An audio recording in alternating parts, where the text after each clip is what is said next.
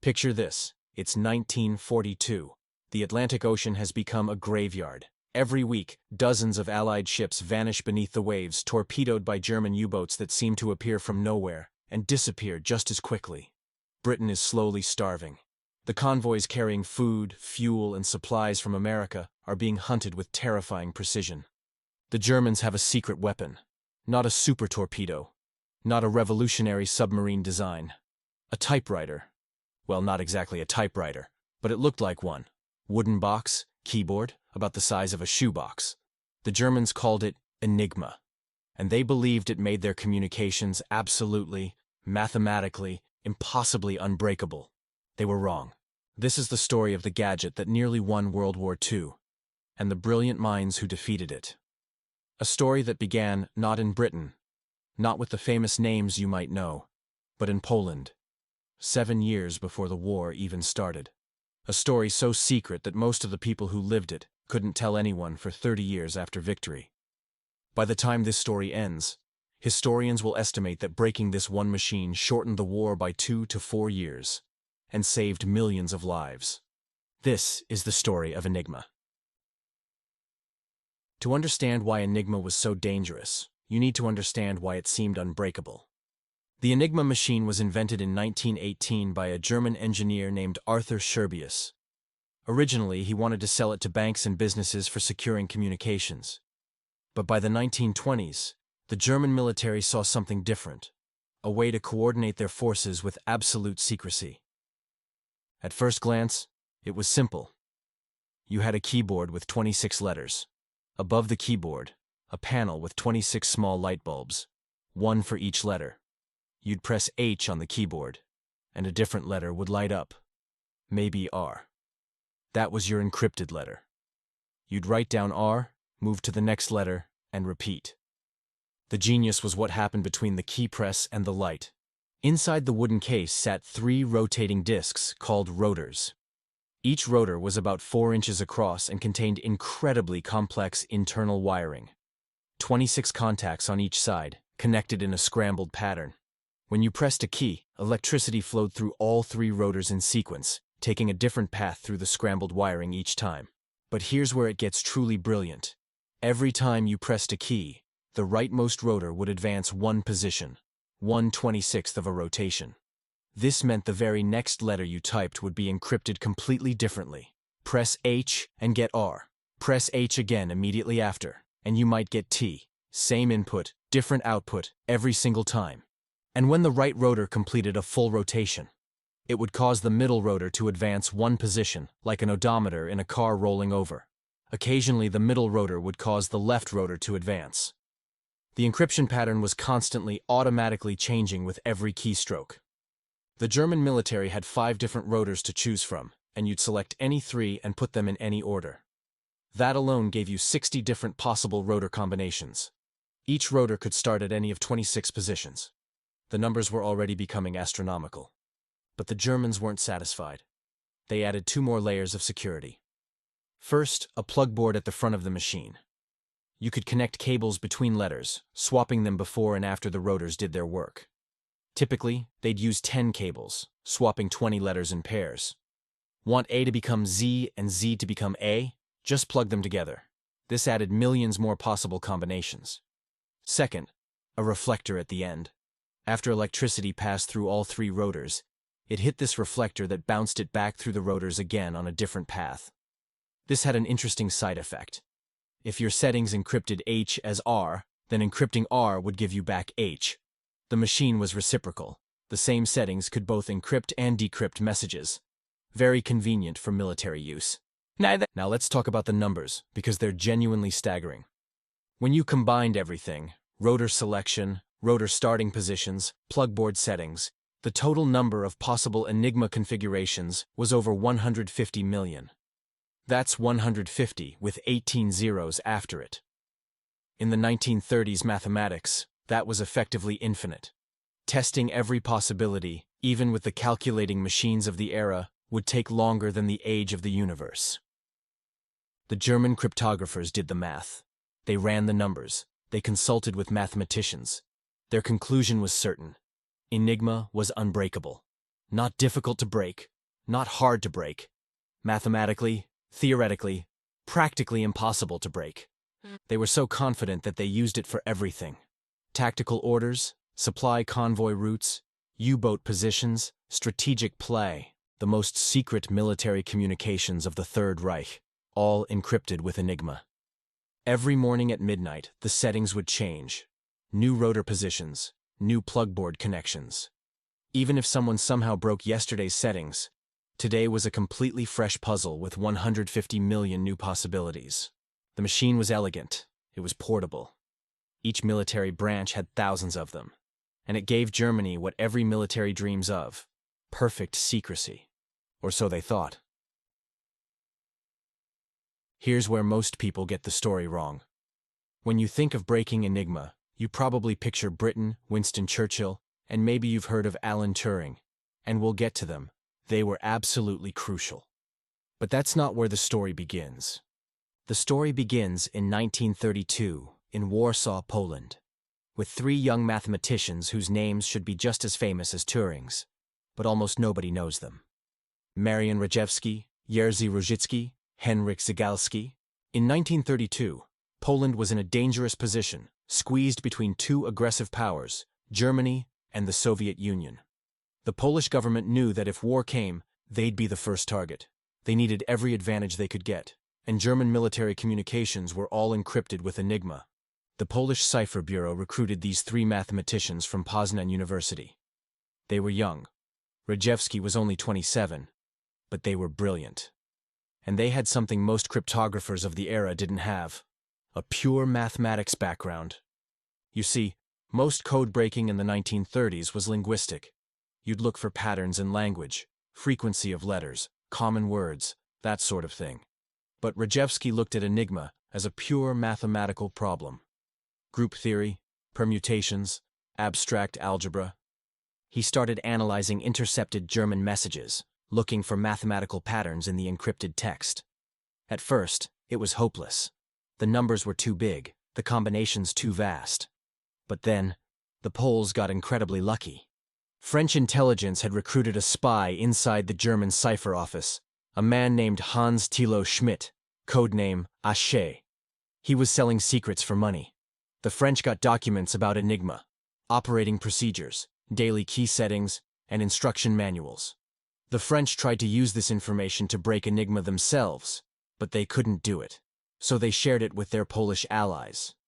Rejewski took this information, documents explaining how Enigma was used, but not how it was built, and performed what can only be described as mathematical magic. Using group theory and permutation analysis, studying the mathematical patterns in the encrypted messages, he reverse-engineered the internal wiring of the Enigma rotors. He essentially recreated the machine from scratch, using nothing but mathematics and intercepted messages. The Germans had thought this was impossible without capturing an actual machine. Rejewski did it in less than 2 months. By December 1932, the Poles were reading German Enigma messages. Think about that for a moment. A 27-year-old mathematician, working in a small office in Warsaw, defeated what the Germans believed was mathematically unbreakable in less than 2 months. But reading messages wasn't enough. They needed to do it quickly, systematically, for thousands of messages every day. So Rejewski and his colleagues designed machines to automate the process. In 1938, they built devices called bomber kryptologiczne, cryptologic bombs. These machines were about 3 feet tall, containing 6 sets of Enigma rotors all linked together. They could test thousands of possible settings automatically, ticking away, narrowing down the possibilities until they found the right configuration. The name bomber either came from the ticking sound they made, like a bomb, or from a popular ice cream dessert. Historians aren't entirely sure, and honestly, the Poles might have been making a joke at their own expense.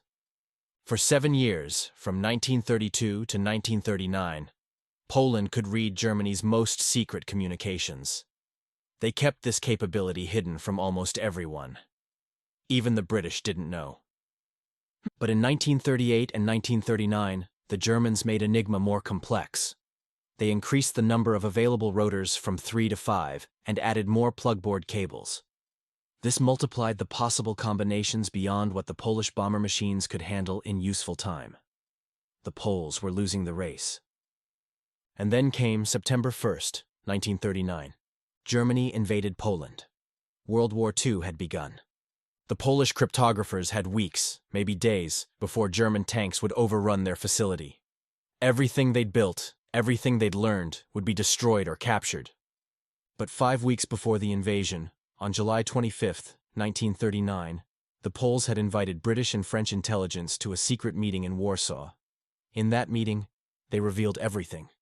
Their methods, their mathematics, their machines. They gave the British and French working replicas of the Enigma machine and complete documentation of their techniques. The British cryptographer Dilwyn Knox attended that meeting. When he saw what the Poles had accomplished, breaking what the Germans thought was unbreakable, building machines to automate it, he was stunned. Years later, the British would acknowledge that without this Polish foundation, they probably wouldn't have broken Enigma in time to affect the outcome of the war. The three mathematicians escaped Poland before the German occupation. They continued their work in France and later tried to reach England. Ruzicki died tragically in 1942 when his ship sank in the Mediterranean. He was 31 years old. Rejewski and Zygalski survived the war, but because their work remained classified until the 1970s, they never received public recognition during their lifetimes. When the British finally declassified the Enigma secret in the 1970s, Rejewski was 69 years old. He'd spent decades as a civilian accountant, unable to tell anyone what he'd really done, unable to claim his place in history. He died in 1980, finally recognized but still not as famous as he deserved to be. Their story is one of the great overlooked achievements of World War II. 3 Polish mathematicians who cracked the unbreakable code and handed the key to the Allies just in time. With the Polish breakthrough as a foundation, the British government assembled a team at a Victorian mansion called Bletchley Park, about 50 miles north of London. They recruited Britain's best mathematicians, linguists, chess champions, and crossword puzzle experts. If you could think in patterns, if you could see connections others missed, Bletchley wanted you. This is where Alan Turing enters the story. Turing was a 27-year-old mathematician from Cambridge who'd already published revolutionary work on computation and mathematical logic.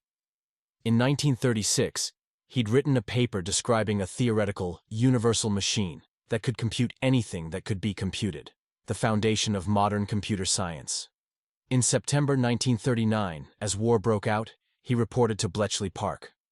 The problem Turing faced was larger than what the Poles had dealt with. The Germans had made Enigma more complex. The German Navy used a version with 8 possible rotors to choose from instead of 5, and changed their settings even more frequently. Thousands of encrypted messages poured in every day from intercepted radio traffic. They needed to be decoded quickly, within hours, sometimes minutes, to be militarily useful. The Polish bomber machines weren't fast enough for this new challenge. Turing needed to design something better. Working with an engineer named Gordon Welchman, Turing designed a new machine they called the bomb, honoring the Polish bomber, but a completely different engineering solution. The Turing bomb stood about 7 feet tall, weighed over a ton, and had rotating drums covering its front panel. Inside, it had the equivalent of 36 Enigma machines working in parallel. Here's how it worked. The codebreakers would look for what they called cribs, educated guesses about what certain messages might say. For example, German weather reports often started with Wetter, the German word for weather. Messages frequently ended with Heil Hitler. Routine reports followed predictable formats. The Germans were professional and thorough, but they were also human, and humans fall into patterns. The bomb would take these cribs and test them against thousands of possible Enigma settings, looking for contradictions. Remember that weakness I mentioned earlier? That no letter could ever encrypt to itself because of the reflector? That was crucial. If you guessed the word wetter appeared in a message, you could immediately rule out any position where a W in the encrypted text lined up with a W in your guess. The bomb exploited this ruthlessly. When the machine found a configuration that matched the crib without creating any logical contradictions, it would stop. The operators would then test that setting on an actual Enigma machine to confirm it worked. By 1945, Bletchley Park had over 200 bombs running around the clock. The operation employed over 10,000 people. Most of them, about 75%, were women. They operated the bombs, analyzed the decrypted messages, managed the intelligence, kept everything running 24 hours a day, 7 days a week. Their contribution was absolutely essential, though rarely recognized at the time. Every day at midnight, the Germans changed their Enigma settings. Every single day, Bletchley Park had to break them again from scratch. It was like fighting the same battle over and over. Some days, they'd crack it within hours. Bad days could take much longer. And every hour of delay meant U-boats moving into position, convoys being intercepted, soldiers advancing with undetected order. Intelligence from broken Enigma messages was codenamed Ultra, and it became the most valuable secret of the war. But here's the terrible, brilliant part. That secret had to be protected at all costs. The British went to extraordinary lengths to hide the fact that they'd broken Enigma. They set up elaborate fake intelligence sources to explain how they discovered information that actually came from Ultra. They'd send reconnaissance aircraft to spot convoys they already knew about from decoded messages. They'd claim intelligence came from imaginary spy networks. They invented entire fictional sources. Sometimes, and this is the darkest part, they allowed attacks to succeed rather than risk revealing that they could read German communications. If acting on intelligence would make it obvious they'd broken the code, they'd let the attack happen. They'd sacrifice pieces to protect the Queen. There's a controversial story that Churchill knew about the German bombing of Coventry in advance from decoded messages, but didn't evacuate the city because it would tip off the Germans. Historians still debate whether this actually happened. The evidence is unclear. But it illustrates the impossible moral calculations Ultra created. How many people could you allow to die today to save millions tomorrow? The impact of Ultra was staggering. In the Battle of the Atlantic, where German U-boats tried to starve Britain into surrender by sinking supply convoys, Ultra intelligence let the Allies rout ships away from submarine wolf packs. They knew where the U-boats were, where they were going, what orders they'd received. Historians estimate this shortened the Battle of the Atlantic, and possibly the entire war, by years. Britain survived. Before D-Day, decoded messages confirmed that Hitler believed the Allied deception campaign. He kept entire divisions waiting at Calais for an invasion that would never come, while the real invasion prepared to hit Normandy. The Germans never saw it coming because Enigma told them to look somewhere else. In North Africa, British forces systematically destroyed Rommel's supply lines because they knew exactly which ships to target and when they'd arrive. At the Battle of Midway in the Pacific, though that's a different code-breaking story, intelligence from broken Japanese codes allowed the Americans to ambush an entire Japanese fleet. General Eisenhower, the Supreme Allied Commander, said that ultra-intelligence was worth an entire army division in battle. Some historians argue it was worth 20 divisions. The head of British intelligence said it made the difference between winning and losing. If you do the mathematics, World War II killed an estimated 70 to 85 million people, and imagine the war continuing even 1 year longer. We're talking about millions of additional lives. Soldiers, civilians, Holocaust victims, everyone caught in the war's machinery. The Enigma secret shortened the war. Breaking it saved millions. Alan Turing's contributions went far beyond the bomb. He worked on Enigma variants, especially the German Navy's version, which was the most difficult to crack. His insights on pattern analysis, logical deduction, and mechanical computation were fundamental to Bletchley's success. But Turing's story doesn't have a happy ending. In 1952, 7 years after the war, Turing was prosecuted for homosexuality, which was illegal in Britain at the time. Rather than go to prison, he agreed to chemical castration, hormone treatments that were supposed to cure him. In 1954, he died from cyanide poisoning. The official ruling was suicide, though some historians question this. He was 41 years old. The man who helped save millions of lives, who laid the foundation for modern computing, was destroyed by the country he helped save. He couldn't even defend himself by explaining what he'd done during the war. Enigma was still classified secret.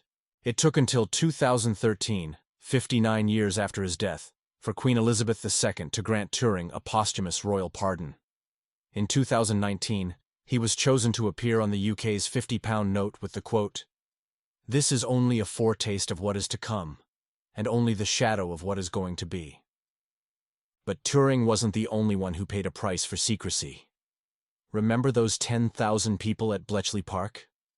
The operators, analysts, engineers, secretaries, everyone who worked there? They all signed the Official Secrets Act. They couldn't tell anyone what they'd done. Not their families, not their friends, nobody. The Enigma secret wasn't declassified until 1974, nearly 30 years after the war ended. For 3 decades, these people carried one of history's greatest secrets. They'd saved millions of lives and shortened the most destructive war in human history. And they couldn't tell anyone. Many of them died before the secret was revealed. They never got recognition, never got to explain where they'd been during the war, never got credit for their contribution to history. They just went back to normal life and stayed silent. When the secret finally came out in the 1970s, it changed our understanding of World War II. Historians had to rewrite entire sections.